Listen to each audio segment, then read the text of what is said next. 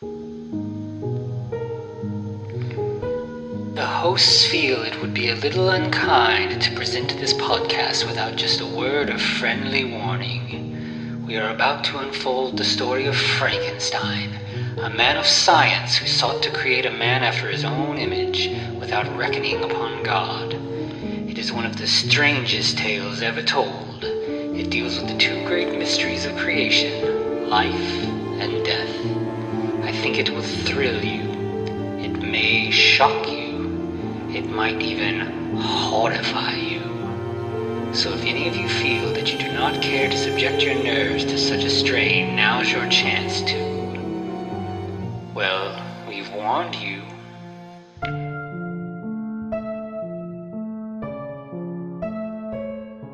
Hello, and welcome once again to the Frankencast. I'm the mad scientist, Anthony Bowman. My pronouns are he, him, and I'm joined as always by... the fat trucker who your lips may be surgically implanted into my butt. That is Eric Velasquez. My pronouns are also he, him. Guess what we're talking about this week? Yeah, I don't know that I want to claim the mad scientist title this week. Please don't. It's a very mad scientist this time. Yep. So mad there's literally... The only reason this movie exists, Human Centipede first sequence, is because of a joke the director told about stitching pedophiles' mouths to anus. So, classy joke in the vein of Kevin Smith on a podcast creating a movie. I'm looking at you, Tusk. We may or may not see your kind one day. Yeah. So, yeah, I guess, so I've never, you'd seen this before, so I guess you already had, this isn't your first impression. Mm-hmm. I've dodged these movies for years. I feel like I always kind of had this idea that, the title is, you know what you're getting, and I was kind of just like, there's nothing that I'm not going to learn anything from this movie. I'm not going to get anything out of it. It's just like, oh yeah. And I also was kind of thinking I also don't know how they can drag this concept on for an hour and a half to film feature length. Yeah, and I just thought this is just going to be just absolutely gross, start to finish. But I was very pleasantly surprised. I think that actually the structure works, and a lot of it is the build up to the moment, and then a lot of it is the chaos, the aftermath of once things start to fall apart. The actual gross human centipede type part of the movie is maybe 20 minutes long, and it doesn't feel I was thinking about it, and if you compare this to something like Seven or Silence of the Lambs or something, it's not really that much more graphic or disgusting than those kind of movies. It's mostly a thriller. Mm-hmm. It's just the idea of the human centipede is so unpleasant. Yeah, going in, that's what I thought too. Originally, whenever I first went to see it, I'm like, okay, this is a spectacle. I'm going to turn my brain off and just witness the body horror, right? Mm-hmm. No, it's one of the more mundane movies we've seen. If that tells you anything. Yeah. I wouldn't say mundane, but it is actually interesting. There is some meat to this. It's not just, shock. I mean, the shock's, of course, there, like you said. Mm-hmm. Everything leads up to the moment, right? Yeah. But there's actually suspense. There's actually, a couple twists and turns. Mm-hmm. I suspect that this is going to be the kind of thing that there's diminishing returns, and the next two probably lean much harder into the shock and less into the story. Yeah. But as far as this one goes, I was pleasantly surprised. So let's talk about it. Let's talk about Dieter Laser. Actually, his real name? Really? Yeah. What is it? I actually looked it up because funny thing, this movie and Sky Sharks has something in common. Okay. Namely that they actually star actors that were in the amazing Canadian German TV show Lex. Okay. Dieter Laser plays Mantrid, a.k.a. one of the main villains of the last couple seasons. Okay. So, I mean, and he's amazing. Like, he's kind of a head in a jar on a robot body, so it's amazing. Yeah, his by the way, Dieter Laser's full name is Klaus Dieter Laser. How amazing is that? What a name. Yeah. You were born to stardom with a name like that. Yeah. He's pretty much the only, like, name actor, like, you know, which is kind of intentional. Like, you can't really do this movie with, like, big names. Like, it's got to be unknowns to really have that, like, shock value. Well, I mean, Akihiro Kitamura has a history, but obviously, you know, like you said, the big name is Dieter Laser. Mm-hmm. But you saying that this is one of the more mundane movies, like, I feel like the way it starts, it really leans into that. It wants you... Like, the opening credits sequence is just like, you're just watching cars drive by on a highway. It's like a static camera shot from the side. And, you know, it's just every day of everybody, you know, you're on this highway. Like, we all have been here. It's not exciting. It's not interesting. Nothing wild is going on. Right. Well, I mean, it's even so mundane, right, that one of the side roads is, like, full of potholes. And all the road's all tore up. Yeah. So, yeah. Yeah, and that's like as the credits end, like the camera starts to kind of pan, and we see that there's like a little parallel road next to the highway. Like you said, it's just it's a road that is not in great shape, and we see that there is a relatively nice car parked beside the road, and there is Dieter Laser, our scientist here. But right now he just is a guy just sitting in a car, and he's looking at a couple photographs. Yeah, well, we'll find out that his name is Dr. Heider, Josef Heider, and I wonder if that's kind of a reference in and of itself. You know, you switch Heider and a couple other letters around, switch a couple letters around, and you get another name. Yeah. I wonder. Yeah. Yeah. That Josef. Right. So it's possible. I'm not saying it is, or for certain, but yeah. So the pictures he's looking at are starts off with one dog. Then it turns into three dog, which is a Photoshop version of the same dog, just nose to butt. Yeah, and like at first, like I just thought it was like dogs just sniffing each other's butts. Like, you see that, like that's a pretty normal mundane thing. But right, but three in a row. Yeah, they're a little close, and they're a little like uniform, and like you said, it's definitely just a dog Photoshop back to back to back. But the photos don't necessarily look too gross or weird, but you can tell from him that he's off. Like he's looking at these photos in a way that's like intense. Like it's hard to really put your finger on it, but like, yeah, you can just tell like this guy is strange. There's something abnormal about him. Okay, so tell me this, Anthony. What's the popularity of this road where you have like just Dr. Heider pulled over, right? Then a random trucker pulls over, and then another car pulls up almost behind the trucker. Like, yeah, it's like a little access road with like the woods next to it. It does not seem like it would be a frequently used road. Like most people are going to be on the highway, right? Especially one where a lot of people are just parked there, right? Yeah. But no, and then our trucker, as kind of mentioned, has to really get out and like go do something.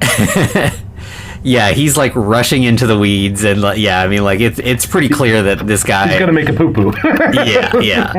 He like the way he's running too. Like you can tell he's like he's just barely gonna make it out of the highway's line of sight. And then our scientist here is like, that's an opportunity. So my boy. He gets out of the car, grabs a rifle from the back seat, and follows after the trucker. Well, let's talk about how he puts that rifle like barely in his trench coat, right? Like it's sticking up like a good foot out of the trench coat almost. Yeah, it's like he's hiding it, but like I think he's just relying on surprise more than like really hiding it. Right. And we see the trucker like crouch down behind some bushes to do his business, and Dr. Heider pulls out the rifle, fires, and it's like it cuts to the title card as the gunshot, so we don't see anything actually happen, and we just see Human Centipede first sequence. I wonder what happened to the guy. It's like he just shot him in the opening. What happened there? I wonder. Yeah. And then we just cut to completely unrelated stuff. So we've got two girls. They're in a hotel room, and they're getting ready to go clubbing. Yeah, we've got Lindsay and Jenny. And so I think Jenny is calling like the hotel concierge to try to get directions to a club called Bunker, while Lindsay is calling one of their friends back home. And it's like they're on vacation. Right. I mean, they're in a hotel. And their friend Amy couldn't make it. Yeah, so they're in time. Yeah, they're in Germany, and they're on like a European kind of trip. Like they tell their friend that they got her a present in Holland, I think. Yes, it's like what, clogs? Yeah, it looked like it. Yeah. But yeah, so they're excited. They're just girls trip. They're just kind of seeing the world, and they're excited to go to this dance club.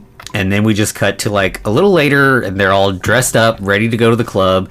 And they're driving. Lost in the woods. Yeah, they're like, this does not look like somewhere you would be if you're on the way to a club. Right.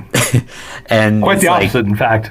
Yeah, and Jenny's like, I think we're supposed to turn up ahead. And she's like, or Lindsay's like, which way am I turning? And she's like, I'm not sure. She's like, I thought you knew where we were going. Doesn't look like I know where I'm going. Yeah. Right. So, this is the wrong franchise. This is Wrong Turn, not Human Centipede. Come on. Yeah. Yeah, this is Rocky Horror and our Monster Mash movie. It's, people drive, and of course, they start to kind of argue about being lost, and then they blow a tire. Oh, no. So, yeah, now things have gone from bad to worse. Yeah. I wish they actually, emphasized that Heater actually planned it and put out some strips on the side of the road, because it sounds like something he would do, right? Yeah, that feels very accurate to his whole deal. But yeah, so they get out of the car, they start trying to call the rental company. Oh no, but they have no signal. Of course, obviously. I gotta, now that we're in the modern world of post cell phone horror, we have to find ways to get rid of the cell phones. Right. Because there's no movie otherwise, right? Exactly. Yeah. Yeah. I mean, if they could get a signal, they call AAA. They get back in the car. They lock the doors. They, mundane. Yeah. Yeah. Exactly. But they can't get a signal, so they get back in the car because there's you can kind of hear thunder in the background. A storm's coming. It's not raining yet, but they're kind of trying to figure out what to do, and neither knows how to change a tire, of course. Right. And then a man pulls up in a car next to them and starts speaking to them in German. Yeah.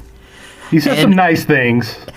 So I didn't, sometimes when there's a movie that's mostly English with a little bit of foreign language, sometimes they subtitle it and sometimes they don't. The version I was watching, I didn't realize that I had the subtitles off. Yeah. And so I didn't know what the guy was saying. I ended up going back and rewatch, because eventually I realized, oh wait, there should be subtitles because there was enough German at a certain point later. But it kind of works not knowing what, whether you know what he says or not. The girls know what he's saying. Yeah, effectively. Yeah, because it's he says, he's saying all this stuff, and the girls are like, we speak English. We need help. Can you help us with the tire? And he's saying stuff, and one of the girls is like, okay, he said. Fucking. Look that up in the phrase book, and she's like, fucking. He just said fucking to us, and then they just roll up their windows to lock the door. Right. They're looking away from him as he just sits next to them for a little bit, but of course he makes his opinion known when he starts flicking his tongue. Yeah. So this is obviously a creep who's and if you get the subtitles, that's pretty. He's trying to pick them up, and obviously they're not interested. And but he's the greasiest German guy ever. Oh yeah. You without knowing what he was saying, you still know what he was going to be saying. He's just a sketchy dude. Yeah. But yeah, so he drives off, and then they decide they're going to have to go out and look for help. Which immediately leads to them even more lost now in the middle of the woods, in the rain, in their high heels and club wear. It's just a terrible situation, and they're obviously really frustrated and arguing with each other. I think it was Jenny who was making the call of, let's just stay here. But, of course, Lindsay kind of is makes sense when she's like, we're just going to stay here for 12 hours. But it's maybe you should stay there for 12 hours versus getting lost in the woods. Yeah. And so they eventually Jenny is like, I'm done. I'm not doing this anymore. I'm going to just stand here in the woods. And Lindsay's like, fine, I don't care. I'm going to keep going. And like, there's that tension. You just get frustrated in those situations. But lo and behold, there's some lights. Yeah, there's a light in the distance. So that of course gets Jenny on board, and they walk towards the light and they find a house. As it starts raining. Yeah, but yeah. What's that out on the front lawn there, man? Looks like it's like a little monument, and it's like it says 300, and then Mein Liebe 300. Or well, what would it be? It would be 1, 2, 3. Okay, 300. Yeah. So, my dear 3 dogs or hounds. However you want to call that. Yeah. Oh, I wonder what that's a reference to. Huh, weird. Yeah. And so they kind of like walk around the house, trying to like find a way in, and eventually get to the front door. Like, I think they were coming through the back. So they go around to the front door. And this place has like 15 doors on the outside. So what really is the front door of this thing, Yeah, it's a real like modern, it's like a lot of glass and just like, a fancy mod kind of house. But yeah, eventually they knock on a door, and Dr. Hyder opens the door, and they're trying to convince him to let them in out of the rain. They want to make a phone call. They're telling him their whole situation. Yeah, but he does a weird thing and kind of locks the door after he lets them in. That's weird, right? Yeah, and the only question he asks them is, "Are you alone?" Alone. And they're like, yeah. That's the moment you're like, this is the wrong house. This is not the right house. Yeah. Who's your neighbor? We need to go there. Yeah. And so they sit down, they're all dripping, and he puts them on the couch and asks them if they want anything to drink. And they're like, yeah, we'll have a water.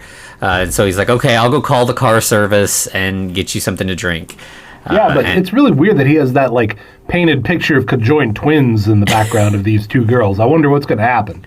Yeah, the art in the house is like, it's really cool. It's just real weird, trippy, sort of like slightly abstract paintings of conjoined twins. And then so in the kitchen, he's making or getting glasses of water, and he is pretending to have a phone call. He's not on the phone, but he's just talking for so that the girls hear him. And then he puts drugs in the glasses of water. So I mean, really, it's Alka-Seltzer, but we'll find out that it's Rohypnol. Yeah. And so he comes in the in the living room, gives them both glasses of water, and says, "Okay, I talked to them. They'll be here in 30 minutes." Right, later, maximum 30 minutes. Yeah, so we just got to wait a little bit. They kind of sit. He sits down at like a chair, kind of parallel to the couch, and they're all just kind of awkwardly staring at each other. No one really knows what to say. One of the girls asks if he lives there with his wife, and he says, "No, I don't like human beings." Which, red flag. Yeah. Yeah, like, he is giving so many red flags. Like, he is just a visibly creepy dude, and they're just like, just sitting. Yeah, it's adorable. But then I think Lindsay knocks over her glass of water, and he just starts yelling at her in German. He gets furious. Mm-hmm. Like, I mean, we know why, because she ruined his perfectly good, hey, here's my roofies. Yeah. And so he's like, then he like realizes like, I'm going to fuck up my plan. I got to calm down. And he's like, oh, sorry. Plan B. I'm a doctor. Yeah, I'll go get you a towel. So he leaves, and while he's gone, the girls are like, no, this dude's kind of weird. We should probably leave, right? And so they're kind of like planning on leaving. As Jenny downs her water. Yeah. So it's like, oh, you're not going anywhere. Yeah. And so he comes back in with like hiding a syringe and carrying the towel, and they're like, we're gonna go ahead and just go, and we'll wait at the car. It's we don't want to put you out. It's while fine. He's down there getting his drugs, though, we also see a guy on a ventilator.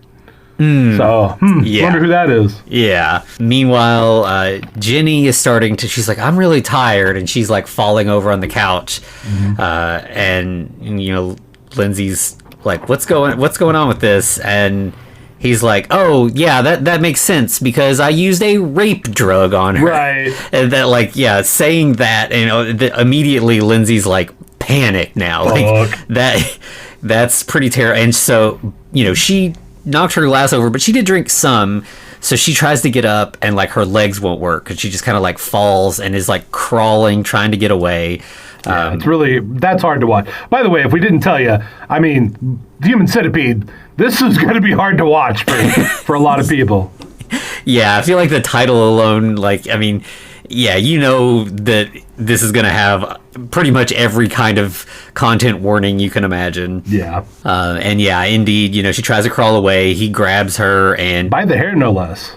Yeah, and that part is really like That's rough. it looks rough. Like it, you know, it looks unpleasant. And yeah, he injects her, so you know, he's now got them both. And we see a little later he's like eating dinner. He's got like it's like a big bowl of fruit, I think. Well, it's like breakfast, right? It's the next morning. And yeah, it's a big bowl of fruit with applesauce. And he's got all their IDs right in front of him. And he starts shredding up their, MapQuest directions. Mm-hmm. And he puts that in the applesauce, and he grabs, I'm presuming it's the guy's identification card, and tears that up and throws that in the applesauce too. Mm-hmm. So, yeah. He's getting rid of evidence. This is not good. Yep. And so then we see down in the lab, the girls wake up. They're each handcuffed to hospital beds next to our trucker. They all are kind of waking up simultaneously, and they're all panicking. Well, the doctor has good news as he comes in.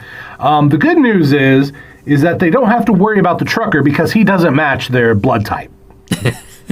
So he's going to kill the trucker. Yeah, so... like with like no fanfare, he just like pulls out a syringe. And he's, you know, the trucker's connected to IVs, so he just like, you know, connects into the line or whatever, and injects him with something, and he just dies very quickly. And the girls see it all and are, you know, obviously gone from, you know, a level 10 panic to like a level 20 panic. Yeah, they're like, you know, waking up handcuffed to a hospital bed is bad enough, but now we know that this guy is, you know, not afraid to kill. Yeah. Right. Well, the doctor seems a little bit remorseful as he covers the trucker's head in a plastic sheet, but not remorseful enough that he doesn't just take the guy outside and bury him in his garden. Yeah. And then we just see, like, a little later, he's arriving back home, dragging another guy out of the back of his car. So he's already gotten a replacement. Yep. We'll find out that this gentleman is a Japanese individual by the name of Katsuro. Mm-hmm. And pretty much Hyder only calls him, like, kamikaze the whole time. Yeah, it's gross. Yeah. Yeah. So, yeah, he wakes... then we just have him wake in the bed, and now we've got a really good sort of language barrier situation happening because, you know, he doesn't speak English or German. The girls don't speak Japanese, so they can't really communicate with each other. Right. And then Hyder just doesn't give a shit.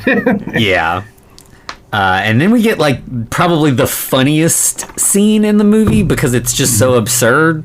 Yeah. Hyder puts on a lab coat and then gives a PowerPoint presentation. What he's going to do to him. Well, I mean, he also explains, like, I was a leading surgeon in separating conjoined twins. Mm-hmm. I got tired of that, so now I want to unite people. Right. Here's how we're going to do that. Yeah, so he recently combined his 3 beloved hounds, and they didn't last very long. Yeah, it worked for a while, but they didn't survive. So that obviously the marker we saw outside. But now he's got it perfected. He's got their DNA that matches. So he's going to combine the 3 of them. And then he goes through, like, the details. Yeah, he's going to join the lips to the mucosa of the front individual.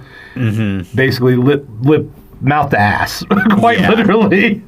But, like, it goes, like, he's removing teeth and jaw muscles and then, like, cutting strips so that he can, like, sew part of, like, the ass skin to the face so that they're, like, really sealed together. Right. He's creating a skin graft that will literally unite them and keep all that goodness inside, marinating it. Yeah. Yeah, and obviously they're all, you know, freaking out as he's going, and he's just very calmly going through his presentation. Right, he's like, I'm also going to remove certain ligaments into your knee to where you can't extend your leg anymore. Yeah, so you have to crawl around. Yeah, and he's got little cartoon drawings of all of this. Darkly humorous is the best way to describe it. Yeah, and he even says, like, you know, this is gonna be my grand experiment, the Human Centipede first sequence. Like he literally says the whole movie title. It's amazing. Yeah, and so then, it's pretty much right to, down to business. He starts at one end and is drugging everybody for the procedure, but Lindsay is last in line, and she manages to, like, untie, like, she's, like, strapped to the bed with, like, those, like, leather cuff kind of things. Right. And she, like, gets it pulled loose with her teeth. Like, you'd think the doctor would be like, you're making awful quick work of that. You're the first one to go to sleep. Yeah, he just kind of like lets her escape and then starts chasing her through the house. Yeah. But she rips the IV out and like it's like it just doesn't pull straight out. Like she pulls like a line of skin, so like blood is going everywhere. She's just making a mess as she's running through the house, like splattering blood, on every door and hallway and everything. She ends up getting upstairs and locking herself in a bedroom. And he just kind of like calmly follows her and just like stands outside the door and is like, if you don't let me in, I'm going to get you, and I'm going to do the procedure on you without anesthesia. So right, you're going to feel every little bit of everything I do. Yeah, and it's just like it's so calm that like it's just really unnerving. Yeah, it's worse. Like if he was yelling at her, it would be better. But just like the clinical detachment here is very unnerving. Right, and of course after a little bit, he's like, whatever, and he just walks away. Right, but of course the door is still effectively like she knows if she goes that way, she's got she's got nowhere to go. So there is this like these curtains in his room, like really big curtains. Maybe it's a window that leads outside, right? Yeah. Well, she flings it open. Turns out it is a window to the outside, but also Hyder is out there with his trank gun just waiting. Yeah, and so he just starts pounding on the window with the butt of the gun, and like it's a strong ass window. It takes several hits before he finally smashes through it. Right. She finally realizes, fuck this. Yeah, so she runs, out the door of the room while he's doing that, and immediately, like, runs into an indoor swimming pool and just falls into the water. Man, that just seems like she just trapped herself there, huh? Yeah. Yep, and so, then Hyder shows up there, and she's just, like, begging him to kill her instead of involving her in the procedure. He's like, now hold still, I don't want to hit your eye. Yep, so he's like, you've been so much trouble, I think you're going to get to be the middle piece. Oh, that's fun. Is there really a good place in line here? Maybe the lead would be the best? Yeah, I'd say if I had to be in there, I would want to be in the front, but, so she tries to kind of like duck under the water, but of course, that's not going to last long, and so, eventually, or he has like an electric pool cover that kind of like rolls over the pool, he's basically like, all right, get out or drown. Right, that's the plan. But like right before it fully closes in, the power just goes out. Right, that's kind of funny. He's like, son of a bitch. Again. And like, because he just is fully in charge and not concerned about her at all, he's like, all right, I'll go check on the breaker, and like just leaves her. Right. And of course she's trying to get out. Right, and logically, like if you're thinking about this is your time. You fucking go, right? You go, you run out the window. Lindsay is a little too loyal in this case. Yeah, like if she had run out, she might have been able to get to some authorities and maybe saved everybody. Help. But instead she goes and tries to get Jenny, who is completely unconscious from being drugged for the procedure. Literal dead weight. Yeah, so she's dragging her, up the stairs, through the house, gets to the broken window in the bedroom, and she's like walking through broken glass, dragging Jenny's ass through broken glass, and just smearing blood on the floor. Yeah. Again, this is just real visceral. Like, it's just, you can just feel how unpleasant that must be. Her desperation is palpable as well, The actresses did a really good job. Yeah. And she manages to get out. She's in the yard. It's like, she made it. And then she just gets hit with a trank dart and just falls over. Yeah. And while she's laying there kind of passing out, we see again the grave marker for the three hound. Yeah, just to punch that. Get ready to see what's about to happen, folks. Mm-hmm. And we do. We get to see the doctor immediately doing dental surgery. By the way, do they do that in Germany? Do they train their surgeons to do all the surgery? Yeah, I wouldn't think that. I mean, I feel like I guess anybody can pull out a tooth if they try hard enough, but.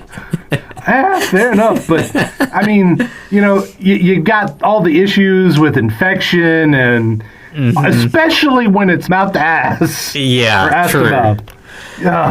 Yeah. And we get a lot of that where he's got like the blue marking pen and draws the dotted lines where he's going to be making the cuts. But yeah, the main thing that we see is him yanking a bunch of teeth out, and it's pretty brutal. Yeah. And then, of course, once he's done, he's really tired. He takes a sit. Then what? He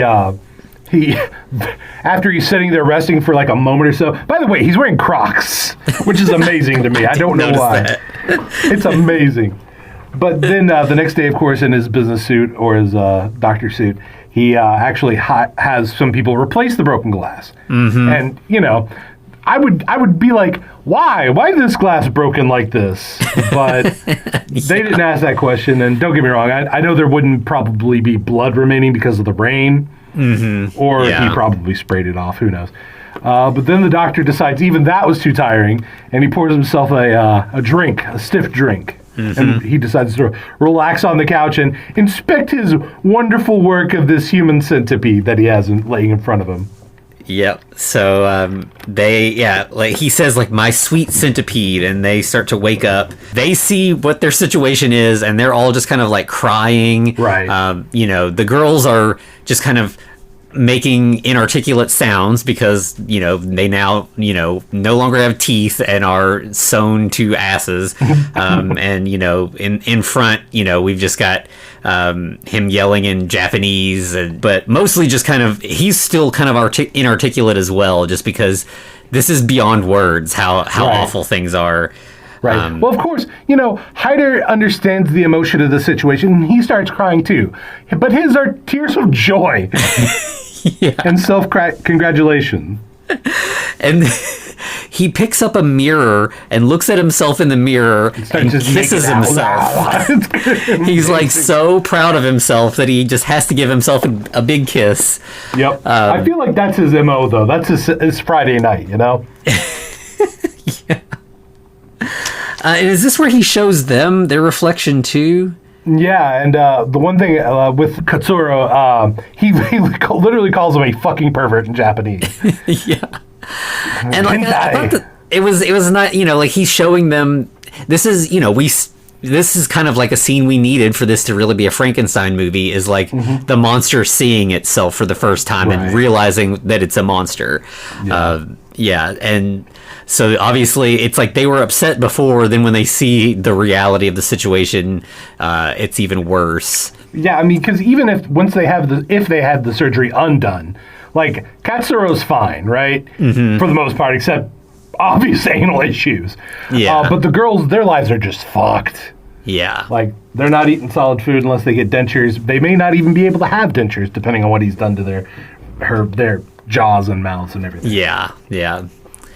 And then it just kind of cuts to like a little later, and they're caged in like a really long dog kennel type cage. The girls, of course, they can't speak and they can't understand. I think he starts just calling them like first sequence, second sequence, and third sequence is what Hyder calls them. Eventually, he'll call them lead, not even really address the middle portion, and the final one he'll call Jenny Tail. Yeah. So it's like now they sort of have become an animal because there's that communication is gone. But like the girls kind of like hold each other's hands. Yeah, like this moment's like, really sad and kind of tender. Like they're trying to comfort each other in this truly horrific situation. Yeah, in a situation there's no comfort for. Yeah, and then we just cut to like later, and Hyder is training his creation. They're in the yard, and he like puts a newspaper in Katsuo's mouth and like tries to get, he's like, fetch, bring this to me, or bring me the world is what he says, because it's the world, newspaper. Right. Katsuo's not having that shit though.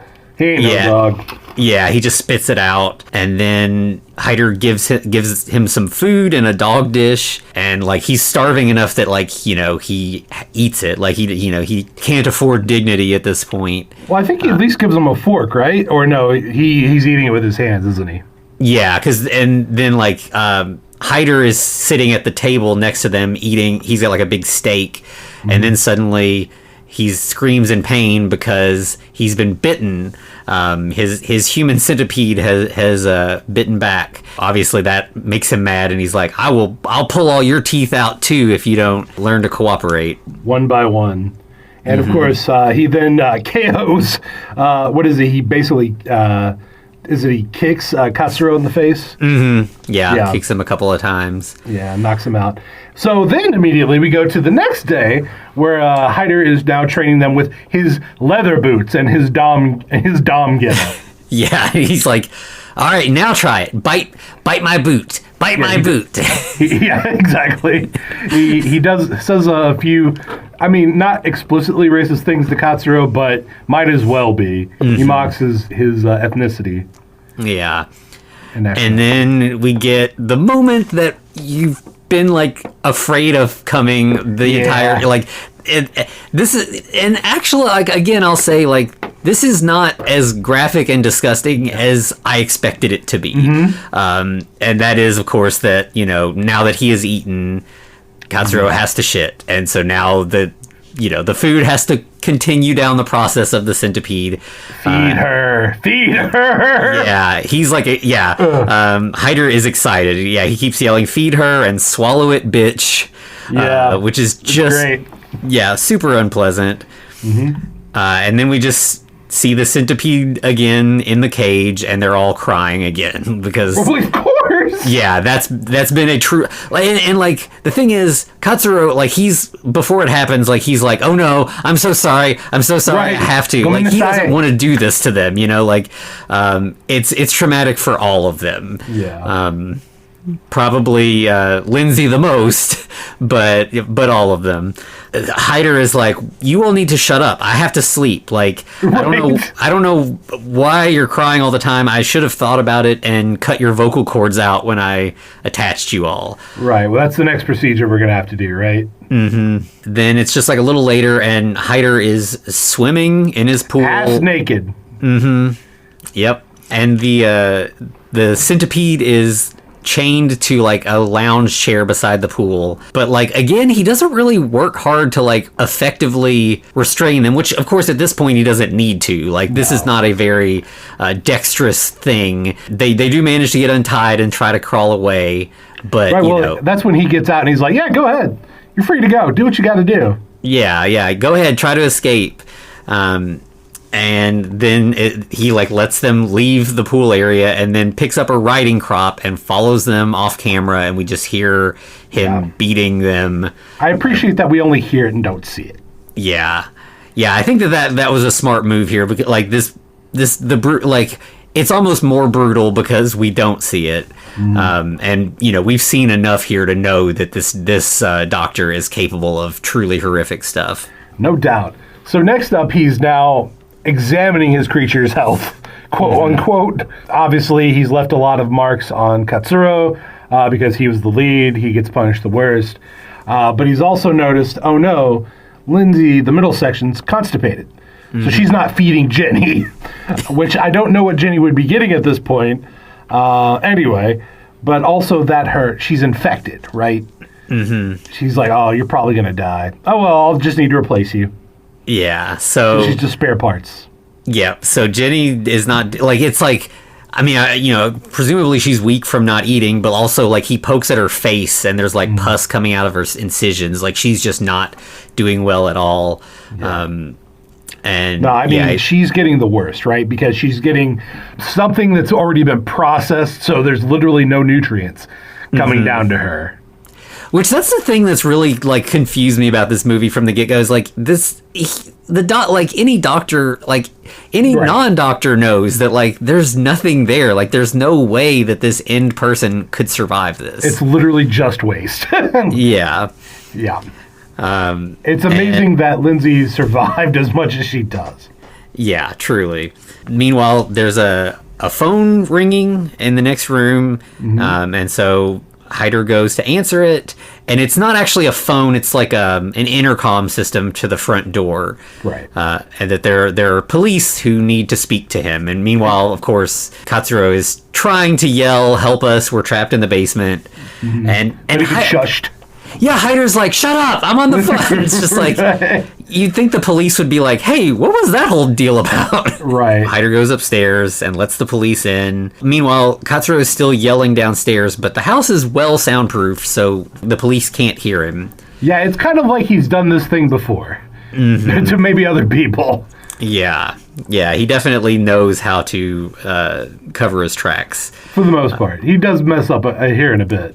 Yeah, because the cops are like, so there's some people who in the area who have gone missing. Yeah, there was a trucker, 2 American ladies, and a Japanese gentleman. Yeah, and the cars are all kind of near here.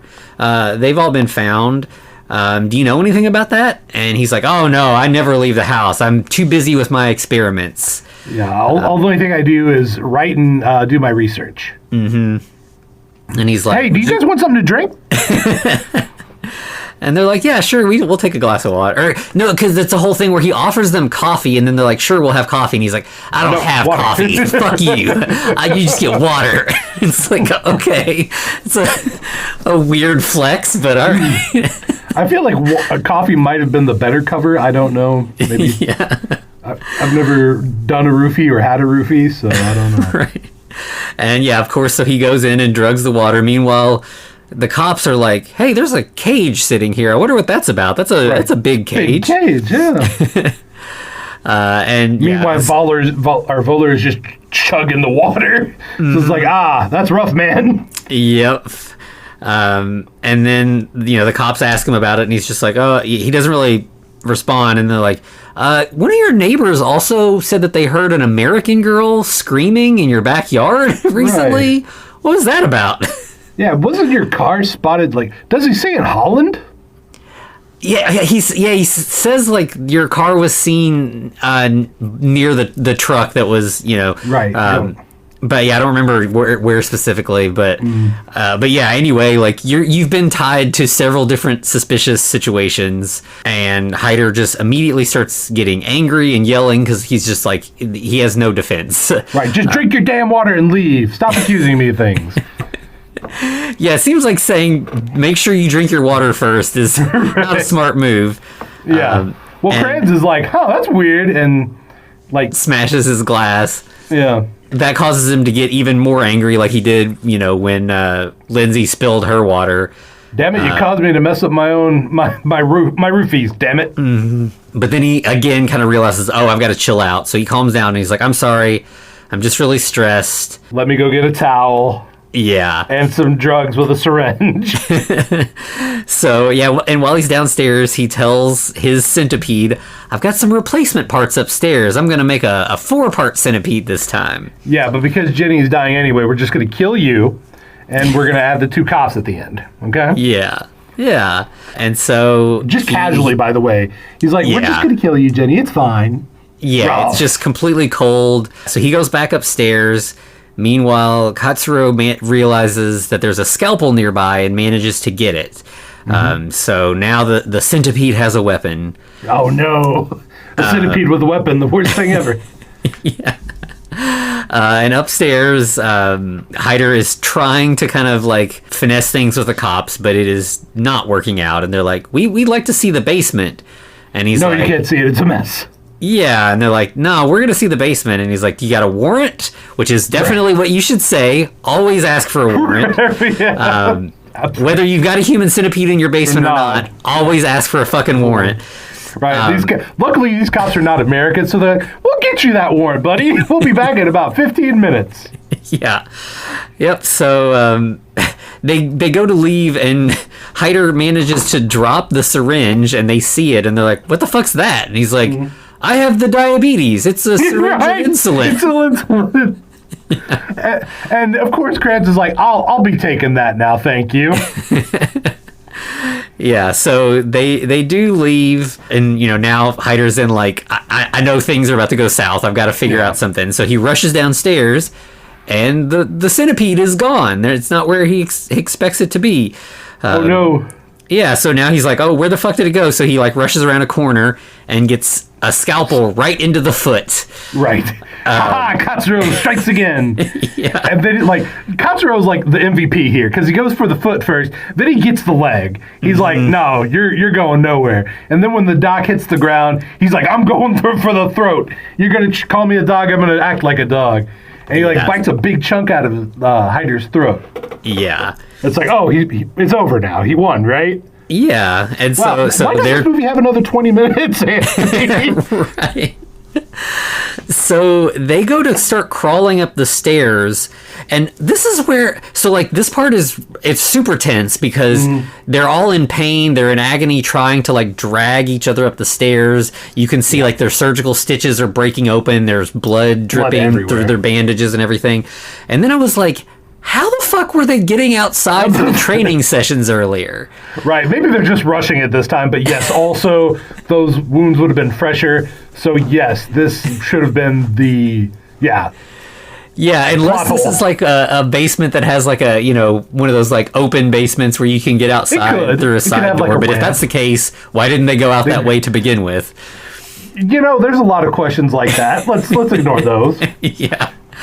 But yeah, so they are most of the way up the stairs, and then Dr. Hyder wakes up and starts crawling after them. He's all hurt now from the leg injuries, so he's, not immediately able to catch up to them, but to just be super creepy, he is licking up their blood. Yeah. What else is in that blood? It's not just normal blood, man. Yeah, it's... and so sepsis all over the place. Right. The whole place is infected with sepsis. So as they're going, Lindsay's trying to kind of like point where they should go since she's seen more of the house than the other two have. Yes, but also, why did she point him to the room instead of just going out the front fucking door? Right. I guess she thinks that this, the broken window would be easier than trying to maneuver door locks or something. Yeah, but it's also not going to stay broke. Who the hell would just leave it broke? Yep, which is exactly what happens. They get there and find that the window has been replaced, and so... Right. Of course, they all go lose their shit at this point, right? Yeah, that they're definitely upset about that. And they... but then Katsuro picks up a lamp and starts trying to smash the window again. But at that point, Hyder arrives. And, still crawling. Yeah, so he's crawling, and so now it's kind of like they're on the equal footing here. They're all on hands and knees. But Hyder just has a scalpel. Katsuro has a lamp. Like he's got reach and everything, except he puts it down. Yeah, and then picks up a tiny little shard of glass, which, yes, is sharp, but is not going to be as good a weapon as a scalpel or as a lamp. Yeah, and so they're... I understand what happens, though, at this point. Because he basically doesn't spell it out. He just had a break from reality at this point. Like, the situation has got to him. He has lost it because he's literally looking at Hyder and he's like, are you God? Or are you some weird insect? Yeah. Or am I a weird insect? Yeah, he says something about, I think this is all my punishment. I lived a bad life. I think he says something about, he abandoned his family or something. Yeah, this is part of it. Yeah, but so ultimately he kind of goes through this sort of, rant where, like you said, it's pretty clear, he is losing his connection with reality, and the end result is he takes the glass shard and cuts his own throat. Which is rough because Katsuro's been the MVP so far, right? He's the one getting everyone out of the situation until this point. So that now leaves Lindsay and Jenny effectively immobile. Yeah, with literal dead weight. Yeah, with no weapons. Yeah. But thankfully, that's when the cops return and ring the doorbell. And Hyder fucking power crawls away. Yeah. But so he crawls to the pool, and he's covered in blood. He just is leaning up against the wall with the scalpel in his mouth. The cops break down the door and start searching the house. Right. And of course they split up because that's what you do in horror movies. Right. And, we've got one cop who is now feeling the effects of the drug. He's kind of like stumbling and like coughing and like he starts like spitting up foam and everything. Right. While the other cop finds the lab and is, can tell like some fucked up shit is going down in this house. Right. There's blood all over the place. This is fucked up, right? Yeah. Well, of course, that's when a gunshot rings out. So he goes running upstairs, but he doesn't end up going into the room where the gunshot is. He goes into the bedroom where the centipede is and sees that and is just like, you can tell he's like, I can't even process what the fuck I'm seeing right now. So he just turns around and leaves the room. Right. Which, of course, he's like, well, I got to find where the gun is. Like, that, it does make sense, but also I think he's just like, I'll deal with that later. I can't. I just can't. We've all been in those situations, right? Where it's like, you know what? That's fucked up, but that's fucked up for a later day. Yeah. Future me will deal with that. Right? Yeah. That's his problem. So then he runs into the pool room and finds his partner now floating dead in the pool. Well, not only that, but he also finds 2 bullets to the gut, as apparently Hyder has got the gun, and he shoots Kranz. Yeah, but then Kranz shoots Hyder and hits him like right in the middle of his forehead. Yeah, blood splatter. We know Hyder is done.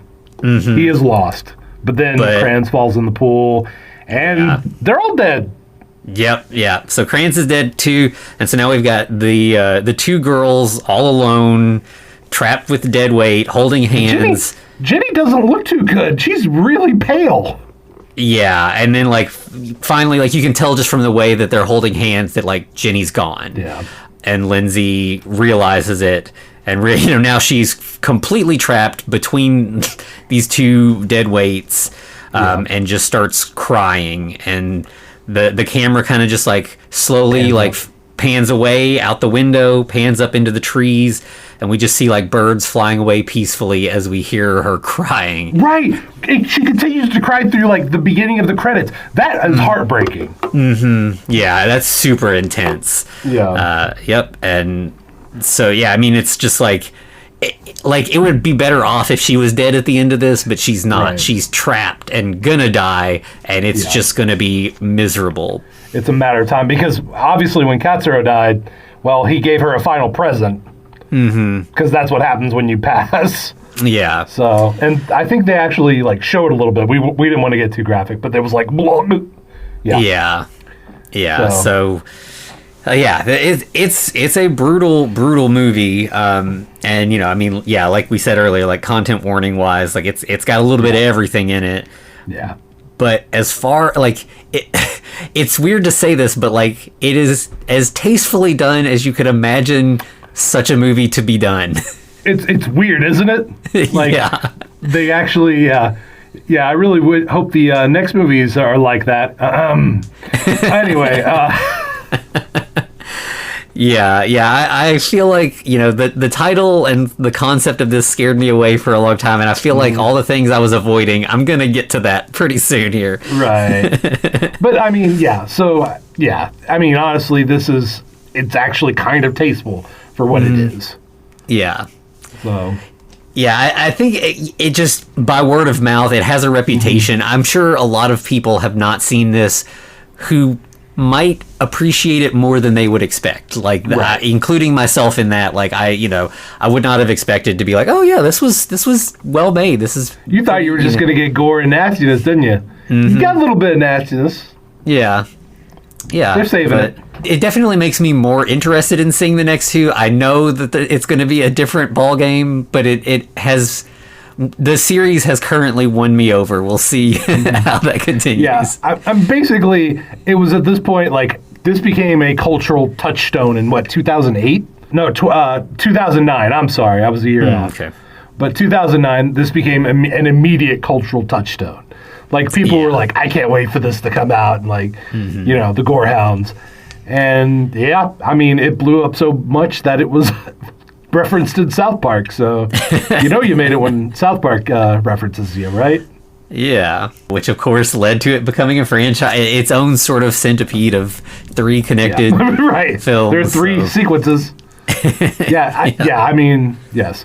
And at this point, I'm not trying to spoil anything for you, but it was effectively Tom Six wanted to see what he could get away with since he got away with this. Yeah.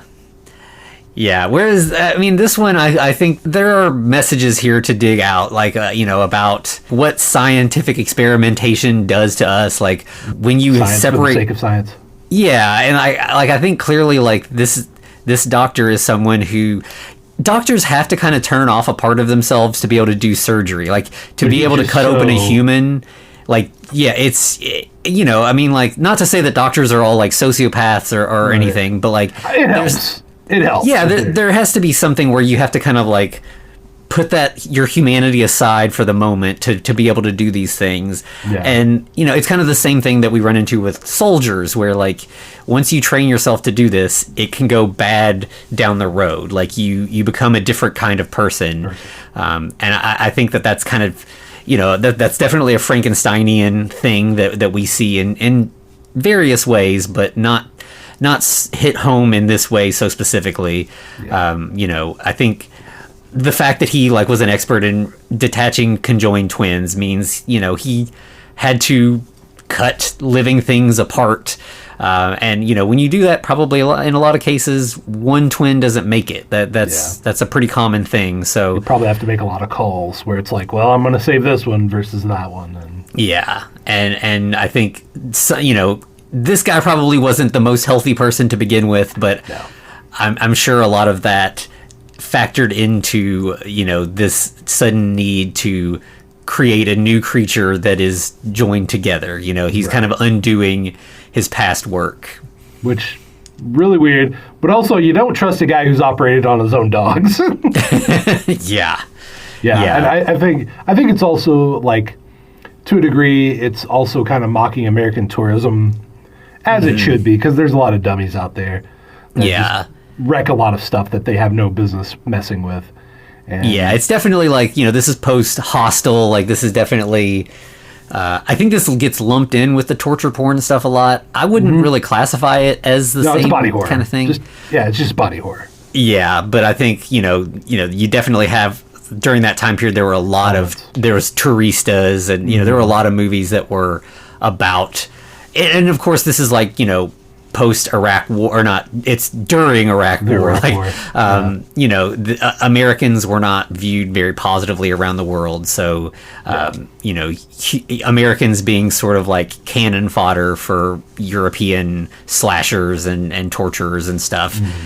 There's definitely, it's sort of exercising the demons of what we know we're doing around the world. Like, we kind of want to be punished as Americans for what our government is and our military is doing. At least those of us who have self-awareness. Yeah. So I think that's a big part of this as well, for sure. Mm-hmm. Absolutely. Well, fair enough. All right, we got anything else to say about it?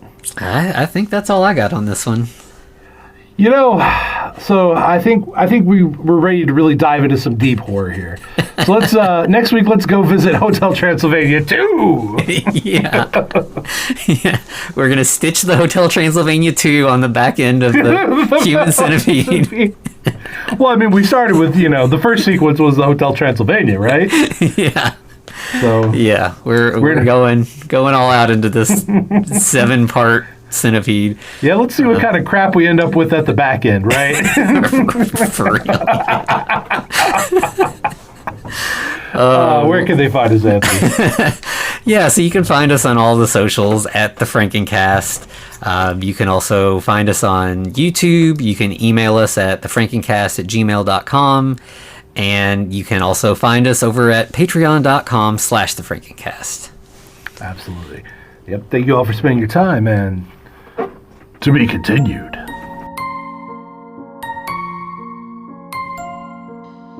Looks like you survived another episode. The Frankencast is a production of FCR Media. It's hosted by Anthony Bowman and Eric Velasquez. Follow us on Twitter at The Frankencast, or send us a letter at thefrankencast@gmail.com. Our cover art is by Amanda Keller. You can find her at Keller Illustrations on Instagram. Our theme music is by Vivek Abhishek. Thanks for listening.